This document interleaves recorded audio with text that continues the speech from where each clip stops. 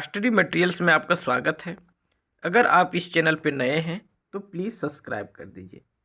आज हम लोग जानेंगे अव्यय या अविकारी शब्द। तो अव्यय कहने से स्पष्ट हो रहा है, व्यय मीन्स परिवर्तन आना। परिवर्तन कब आता है? अगर जब मेरे पास 10 रुपये हैं, उसमें से अगर 5 रुपये खर्च हो गए तो बच गए कितना? 5 रुपीज बच गया। तो इसमें क्या हो गया? परिवर्तन आ गया। क्या हो गया? इसमें परिवर्तन आ गया। कब आया? जब व्यय हुआ तब।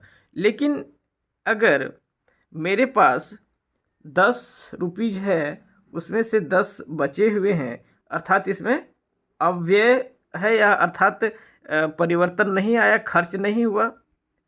परिवर्तन जो है आपका वह इसमें क्या होगा? नहीं होगा।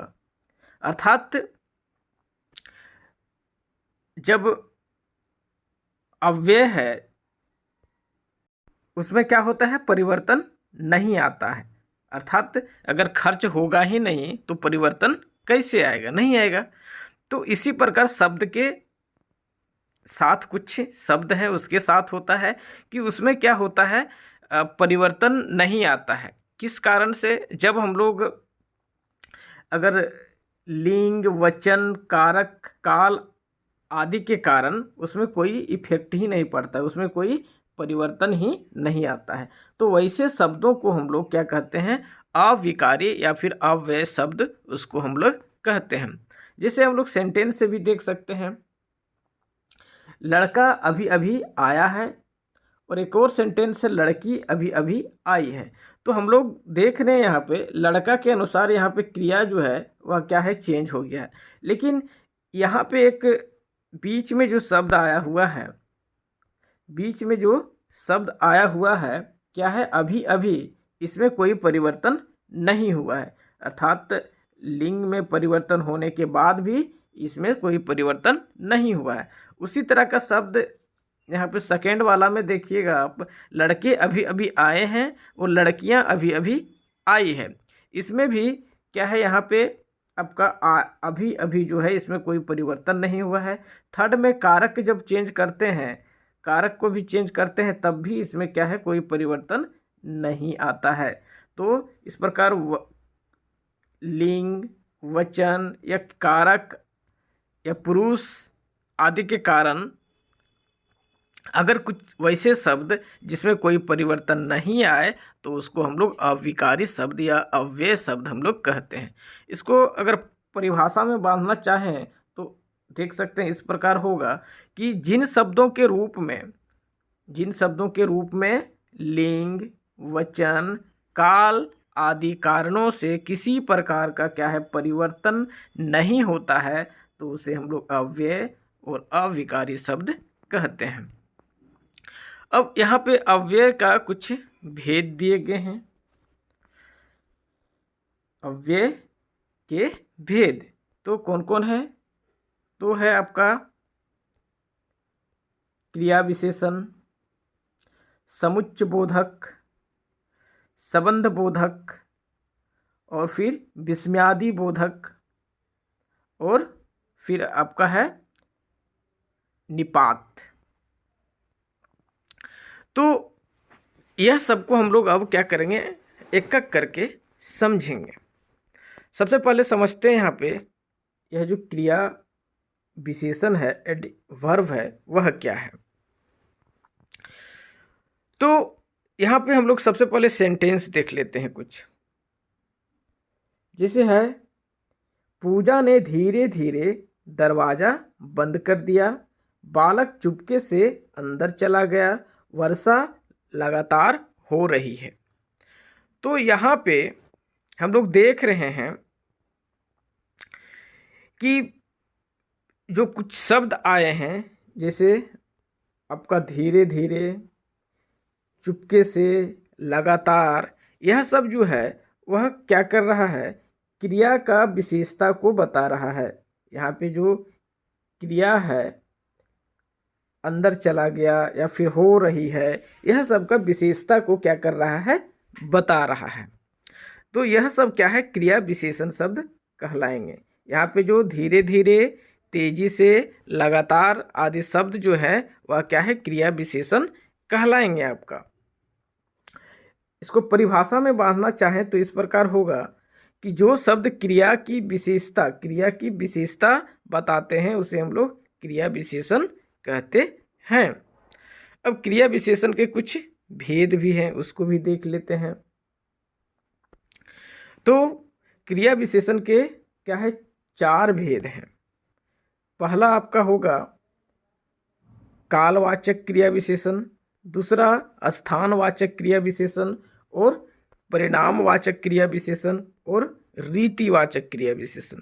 तो जो क्रिया का जो विशेषता बताता है, हम लोगों ने समझा अभी, क्रिया की विशेषता बताने वाले शब्द को क्रिया विशेषण कहते हैं। तो इसे हम लोग यह जो शब्द होता है क्रिया की विशेषता बताने वाले, वह लगभग क्या है, 4 प्रकार के होते हैं जो हम लोगों ने देखा। कोई क्या करता है, कालवाचक क्रिया विशेषण, वह क्या करेगा, क्रिया के काल का विशेषता को बताएगा, जिसे हम लोग यहाँ पे समझेंगे। वह क्रिया विशेषण जिससे क्रिया के होने का समय का पता चलता है, उससे क्या होता है, काल का समय का क्या है, पता चलता है, उसे हम लोग कालवाचक क्रिया विशेषण कहते हैं। जैसे मैं स्वस्थ रहने के लिए प्रातःकाल घूमता हूँ। यहाँ पे क्या है, घूमने का विशेषता को बता रहा है, और विशेषता जो है वह समय को उसका बता रहा है, उसका काल को बता रहा है कि मैं जो घूमता हूँ, घूमने का विशेषता क्या है, प्रातःकाल है, और प्रातःकाल या जो है वह समय को संबोधित कर रहा है। तो यह जो होगा प्रातःकाल, वह क्या हो जाएगा, कालवाचक क्रिया विशेषण के शब्द हो जाएंगे। और यह जो कालवाचक क्रिया विशेषण का जो शब्द है प्रातःकाल, उसमें अगर वचन, लिंग, कारक वगैरह के कारण उससे कोई प्रभाव नहीं पड़ता है। उसी तरह आज जो शब्द है यहाँ पर, आज शब्द, वह भी उसी तरह का शब्द है। वह क्रिया का विशेषता बता रहा है और उसमें से समय का बोध करा रहा है। और इस आज भी जो है वह लिंग, वचन, कारक आदि के कारण कोई प्रभाव इसमें नहीं पड़ता है या परिवर्तन नहीं होता है। उसी तरह का शब्द जो है यहाँ पे आपका दिन भर और आजकल, ये इस तरह का ही शब्द है। और अन्य शब्द यहाँ पे आपको इस तरह का शब्द दिए गए हैं, जैसे हमेशा, रोज, हर रोज, प्रायः, पहले, बाद में, कल, परसों, कब, तब, जब, सदा, प्रतिदिन, लगातार, रात को, सुबह, पिछले साल, अगले दिन, बार बार। तो यह सब क्या है, इसी तरह का शब्द है, अर्थात कालवाचक क्रिया विशेषण के ही शब्द हैं। अब है आपका स्थानवाचक क्रिया विशेषण। तो वह क्रिया विशेषण जिससे क्रिया के बारे में स्थान का पता चलता है, क्रिया के बारे में क्या है, स्थान का पता चलता है, उसे हम लोग क्या है, स्थानवाचक क्रिया विशेषण कहते हैं। वह शब्द क्या रहता है, क्रिया का विशेषता बताने वाला शब्द रहता है, लेकिन उससे क्या है, जो क्रिया जो है उसके स्थान को बारे में बताता है, बोध कराता है। जैसे हम लोग देखेंगे यहाँ पे, इतनी जल्दी वह किधर चला गया। यहाँ पे जो किधर आया है, वह जो यहाँ चला गया क्रिया है उसका विशेषता को बता रहा है। और यह जो किधर जो है उसमें कोई संज्ञा, काल, वचन आदि के कारण, लिंग के कारण कोई परिवर्तन नहीं आता है। यह सब के कारण उसमें कोई क्या है, परिवर्तन आपका नहीं आता है। तो और इस तरह का एग्जाम्पल है आपका, देख सकते हैं, जैसे उस ओर, इधर, उधर, यहाँ से वहाँ, इसी तरह का शब्द है। कुछ यहाँ पे अन्य जो है इस तरह का शब्द और यहाँ पे दिए हुए हैं, देख सकते हैं, जैसे सामने, सर्वत्र, भीतर, अंदर, बाहर, आसपास, निकट, निकट, नीचे, ऊपर नीचे, आगे पीछे, यहाँ वहाँ, चारों तरफ, दाएं बाएं, इस ओर, उस ओर आदि शब्द जो है स्थानवाचक क्रिया विशेषण के अंतर्गत आपका आ जाएगा। अगर हम लोग बात करें परिमाणवाचक क्रिया विशेषण, तो यह जो है क्रिया विशेषण, वह क्रिया विशेषण जो क्रिया का परिमाण का अर्थात परिमाण अर्थात माप तोल को बताता है, उसको हम लोग क्या है परिमाणवाचक क्रिया विशेषण कहते हैं। जैसे आपका हो गया पर्याप्त हो गया, या फिर बूंद बूंद हो गया, काफ़ी हो गया, मीठा हो गया, इसी तरह का शब्द यहाँ पे यह सब है। और इस तरह का शब्द यहाँ पे कुछ है, जैसे देख सकते हैं कम, बहुत, थोड़ा, काफ़ी, अत्यंत, कुछ, अधिक, उतना, तो यह सब जितना, काफ़ी, पर्याप्त, खूब, यह सब उसी तरह का शब्द है। इसमें क्या होता है, इसमें आपका जो परिमाण जो है, परिमाण किसी न किसी माप तोल के बारे में बता रहा है और क्रिया का विशेषता बता रहा है। उसके बाद क्या है, यह सब अव्यय है, अर्थात इसमें कोई परिवर्तन जो हमने बताया है उससे नहीं होता है। अब आपका है रीति वाचक। रीति, यह जिन अविकारी शब्दों से क्रिया के होने वाले रीति अर्थात विधि, रीति या फिर विधि का पता चलता है, उसको हम लोग क्या कहते हैं, रीतिवाचक क्रिया विशेषण कहते हैं। जैसे यहाँ पे दिए हुए हैं आपका, देश में चारों ओर शांति है, देश में चारों ओर शांति है। तो यहाँ पे क्या है, चारों ओर जो है वह क्या है क्रिया का विशेषता बता रहा है, और यह क्या है रीति का बारे में बता रहा है। या फिर यहाँ पे अन्य शब्द दिए गए हैं, ध्यानपूर्वक, खूब, तेजी, मूसलाधार, तो यह सब इसी तरह का शब्द हैं। और यहाँ पे कुछ इस तरह का शब्द जो है आपको दिए हुए हैं, जैसे जोर जोर, तेज, ध्यानपूर्वक, तुरंत, एकदम, एकाएक, ठीक, जरूरी, बिल्कुल नहीं, नहीं, कभी कभी, चुपके चुपके, धीरे धीरे, जोर से, अचानक, अवश्य, शायद, अनायास, ऐसे और झटपट, इसी तरह का शब्द आपका है। अब हम लोग जानते हैं क्रिया विशेषण और विशेषण में अंतर क्या होता है।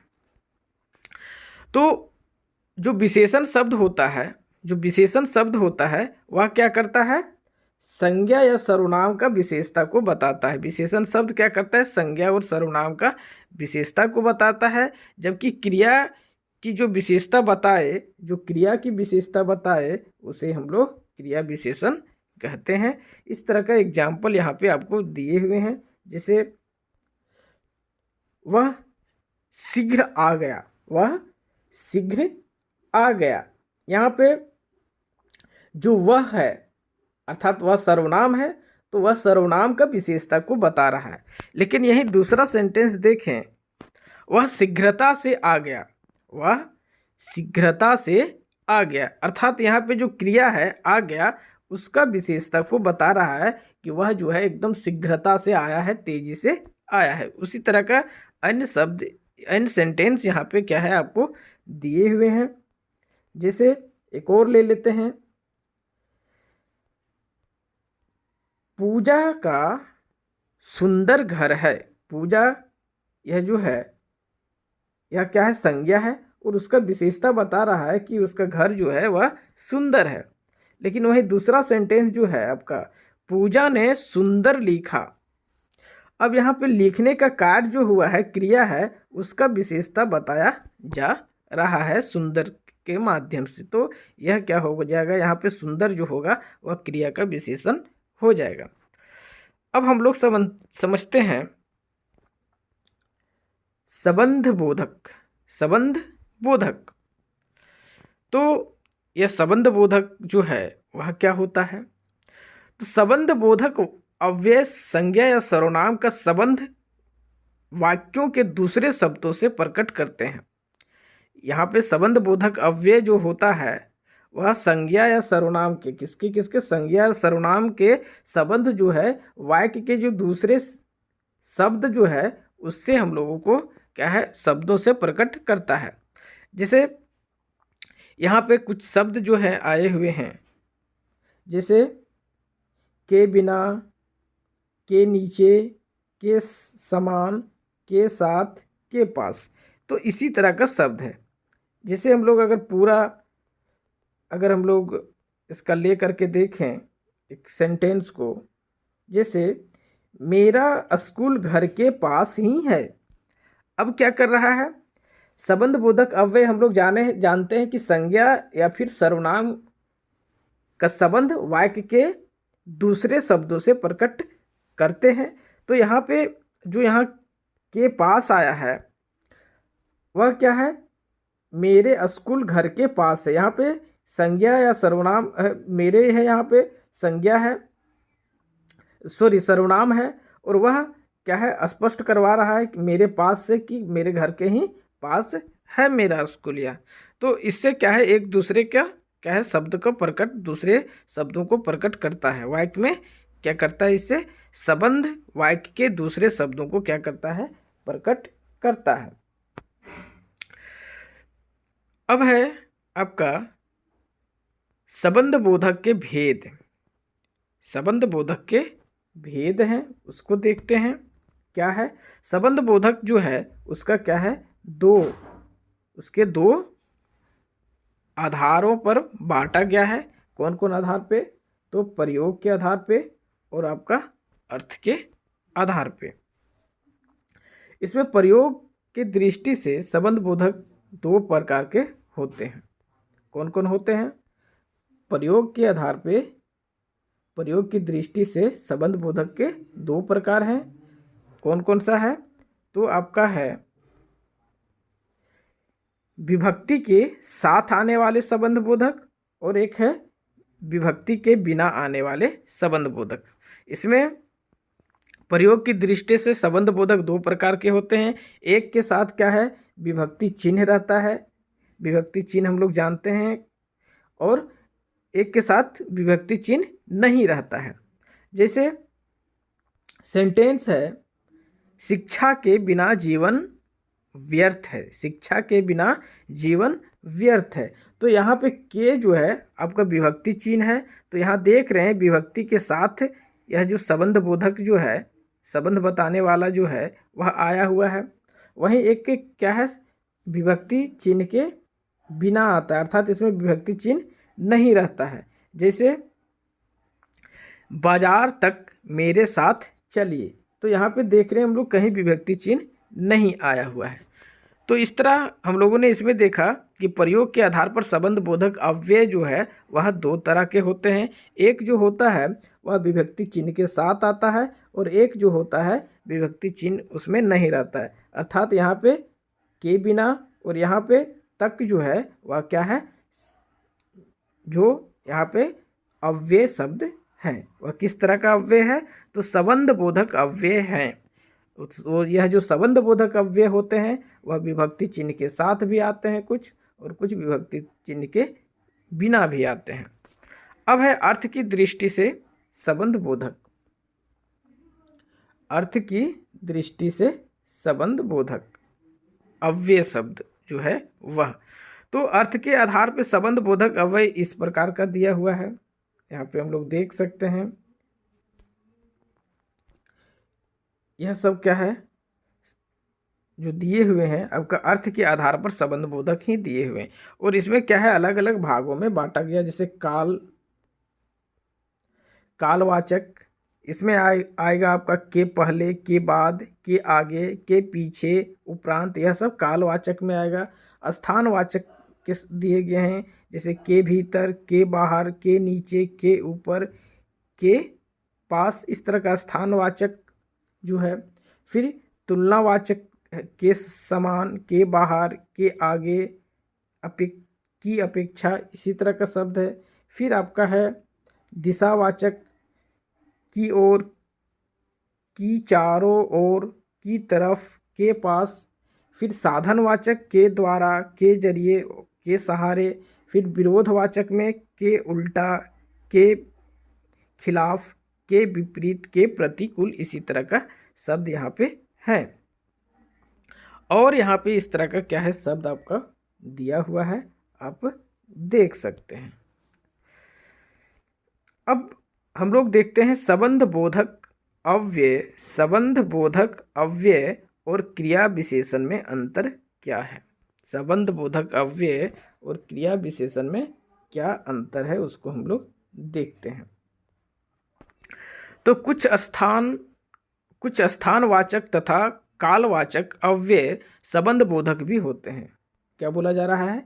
कुछ स्थानवाचक और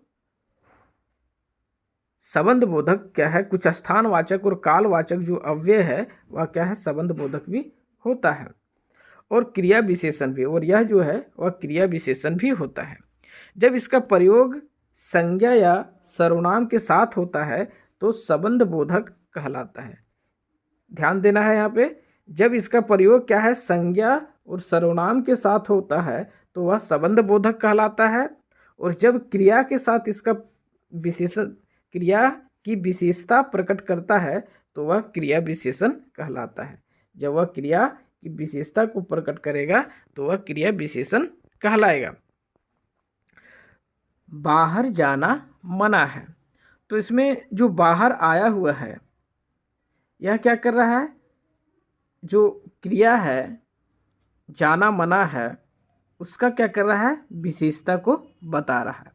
वहीं अगर दूसरा सेंटेंस देखें, दूसरा वाक्य देखें, घर के बाहर कोई खड़ा है, तो यहाँ पर क्या कर रहा है, यहाँ पे जो बाहर शब्द आया है वह क्या कर रहा है, संबंध को जोड़ रहा है। घर के बाहर कोई खड़ा है, जो घर के अंदर जो भी व्यक्ति है वह बाहर खड़ा है, उससे क्या कर रहा है, संबंध को जोड़ रहा है। तो अव्यय यहाँ पे क्या है, बाहर जो है वह है, यहाँ जो बाहर है वह अव्यय है, शब्द है। और एक जगह क्या कर रहा है, क्रिया की विशेषता को बता रहा है, और एक जगह संबंध को बता रहा है, संबंध को प्रकट कर रहा है। तो जो हम लोगों ने यहाँ देखा वह यह है कि यहाँ पे क्या कर रहा है, घर के अर्थात संज्ञा है, तो संज्ञा के साथ इसका यहाँ पे प्रयोग हुआ है। लेकिन दूसरा यहाँ पे जो देख रहे हैं वह क्रिया की विशेषता को प्रकट कर रहा है। उसी तरह के अन्य एग्जाम्पल यहाँ पे और दिए हुए हैं। जैसे अगर ले लेते हैं इसको हम लोग, वह सामने खड़ा है, वह सामने खड़ा है। तो यहाँ पे जो खड़ा है, जो क्रिया है उसका विशेषता बता रहा है कि वह जो है सामने ही खड़ा है। तो सामने जो होगा वह अव्यय है और क्रिया का विशेषता यहाँ बता रहा था। वहीं दूसरे सेंटेंस अगर देखते हैं, दूसरा सेंटेंस जो है वह देखते हैं, वह घर के सामने खड़ा है, घर के सामने खड़ा है। तो यहाँ पे क्या है, घर और यहाँ पे वह एक सर्वनाम है, एक संज्ञा है, और उसका विशेषता बता रहा है।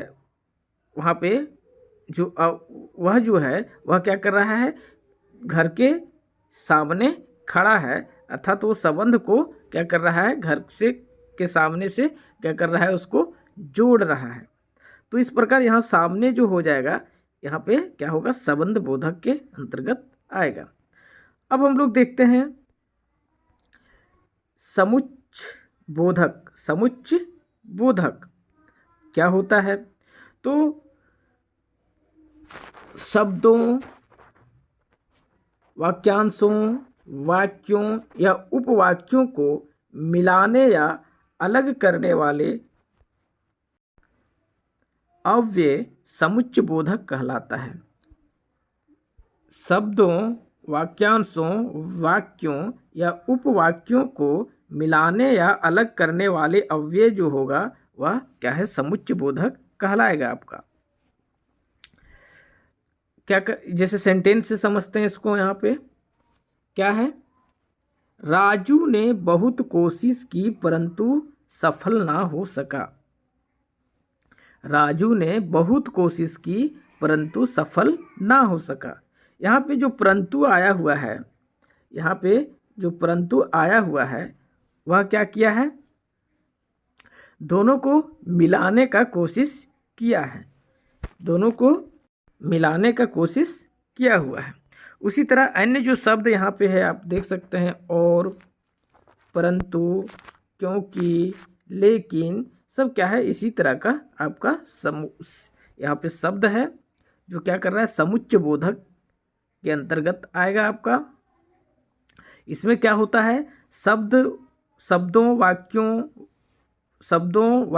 वाक्यांशों या फिर उपवाक्यों को क्या करता है, मिलाने या फिर अलग करने वाले जो अव्यय होते हैं उसी को हम लोग समुच्चय बोधक अव्यय कहते हैं। जैसे शेर और शेरनी जंगल में बैठे हैं, इसी तरह का शब्द है। यहाँ पे जो और आया है वह अव्यय समुच्चय बोधक अव्यय हो जाएगा। परंतु, क्योंकि, लेकिन, यह सब इसी तरह का शब्द है। यहाँ पे अन्य कुछ बातें हैं जो देख लेते हैं हम लोग। समुच्चय बोधक का भेद है आपका। तो समुच्चय बोधक अव्यय जो होगा वह दो प्रकार का होगा आपका। पहला जो होगा वह समानाधिकरण समुच्चय बोधक, और दूसरा आपका होगा व्यधिकरण समुच्चय बोधक। अब यह समानाधिकरण समुच्चय बोधक होता क्या है, तो जो अव्यय दो या दो से अधिक समान पदों या वाक्यों को जोड़ते हैं उसे समानाधिकरण समुच्चय बोधक कहते हैं। यह क्या करता है, समानाधिकरण समुच्चय बोधक में दो या दो से अधिक समान पदों को वाक्यों को क्या करता है, जोड़ता है, उसी को समानाधिकरण समुच्चय बोधक कहलाता है। और जैसे इसमें यह हो सकता है क्या क्या, तो आ, परंतु, एवं, तथा, इस तरह का हो सकता है। जैसे सेंटेंस में हम लोग देखेंगे, कृष्ण एवं सुदामा पक्के मित्र थे। यहाँ पे यह जो अव्यय है दो या दो से अधिक समान पदों को क्या कर रहा है, वाक्यों को क्या कर रहा है, जोड़ रहा है। समान पद जो है, समान पद कौन कौन है अगर देखें तो कृष्ण और सुदामा समान पद जो है उसको नाम वाला जो पद है उसको क्या करता है, जोड़ रहा है। उसी तरह अगर हम लोग देखें व्यधिकरण समुच्चय बोधक तो क्या होता है, तो इसमें मिश्रित वाक्यों में आश्रित या गौण वाक्यों को जोड़ने वाले अव्यय व्यधिकरण समुच्चय बोधक कहलाता है। इसमें किस तरह का जोड़ता है, तो यह मिश्रित वाक्य होगा या फिर आश्रित वाक्य होगा या फिर गौण उपवाक्य होगा, इसको क्या करता है, वो जोड़ने का काम करता है। और इसमें जो आपका शब्द होता है जोड़ने का काम कौन कौन शब्द कर सकता है, तो मानो, ताकि, यद्यपि, हालांकि, चूंकि, इसीलिए, फिर भी, तो यह सब इसी तरह का आपका शब्द है। इसको वाक्य में देखते हैं हम लोग। मैं तुम्हारे साथ नहीं चल सकता क्योंकि मेरे पेट में दर्द है। तो यह क्या है, सेंटेंस जो देख रहे हैं यह क्या है, मिश्रित होगा आपका। और यहाँ पे क्या है, क्यों से क्या है, इसको जोड़ा जा रहा है। अब हम लोग विस्मयादि बोधक जो है उसको देखते हैं क्या है। तो जिन शब्दों के द्वारा हर्ष, शोक, विस्मय, दुख, गलानी, लज्जा आदि भाव प्रकट होता है उसको हम लोग विस्मयादि बोधक कहते हैं। जैसे यहाँ पे सेंटेंस दिए हुए हैं, वाह कितने सुंदर फूल है। तो यहाँ पे जो वह है वह विस्मयादि है, और उसके साथ साथ यह क्या है, अव्यय भी है, क्योंकि वह जो है वह क्रिया जो काल है, वचन है, लिंग है आदि से कोई परिवर्तन नहीं आता है। उसी तरह का शब्द यहाँ पे छी छी है, आहा है, सावधान है, बाप रे बाप है, इसी तरह का शब्द यहाँ पे है। अन्य शब्द जो है इसका यहाँ पे क्या है, इस तरह का शब्द जो है आपको दिए हुए हैं। अब विस्मयादि बोधक अव्यय का विशेषता क्या होता है, थोड़ा सा जान ले क्या होता है। तो इन पदों का प्रयोग प्रायः वाक्य में प्रारंभ में होता है। यह जो विस्मयादि का चिन्ह इस तरह का यह जो है वह इसका प्रयोग लगभग जो है, या फिर विस्मयादि के जो शब्द हैं उसका प्रयोग हम लोग क्या है, लगभग वाक्य के इस पदों का प्रयोग प्रायः वाक्य क्या करते हैं, आरंभ में ही करते हैं। फिर है इन पदों के बाद विस्मयादि बोधक चिन्ह आता है, या चिन्ह का प्रयोग करते हैं हम लोग। फिर है इन पदों में भावों की तीव्रता होती है, इसमें क्या होता है, भावों की तीव्रता होती है। 4 है कि इन पदों का वाक्य के अन्य शब्दों से बिल्कुल संबंध नहीं होता है।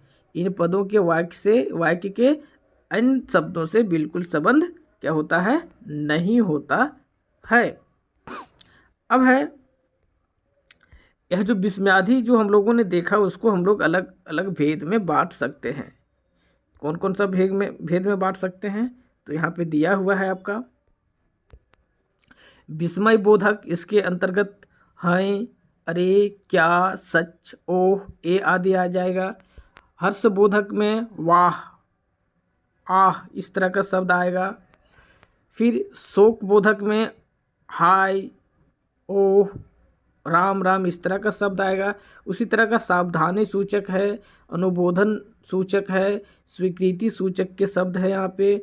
फिर आपका दिए हुए संबंध बोधक के शब्द देख सकते हैं क्या क्या आएगा। फिर क्रोध बोधक, फिर अभिवादन बोधक भी शब्द कुछ यहाँ पे दिए हुए हैं जो हम लोगों ने देखा। यह सब भी शब्द जो है यहाँ पे जो भी शब्द यहाँ पे आए हैं सब क्या है, अव्यय के शब्द होंगे आपका। अब है आपका निपात। निपात जो है वह होता क्या है, तो वे अव्यय शब्द जो वाक्य में किसी शब्द के बाद लगकर विशेष प्रकार का बल देते हैं उन्हें हम लोग निपात या फिर अवधारक शब्द कहते हैं। वे अव्यय शब्द जो वाक्य में किसी शब्द के बाद लगकर क्या करता है, किसी शब्द के बाद में आता है, बाद में लगकर विशेष प्रकार का बल देता है, और विशेष प्रकार का वो बल देता है उसी को हम लोग क्या है, निपात या फिर अवधारक शब्द कहते हैं। इसमें से जो शब्द होंगे वह इस तरह का होगा, जैसे ही, भी, तो, तक, मात्र, भर आदि। अब हम लोग इसको सेंटेंस में वाक्य में देखते हैं।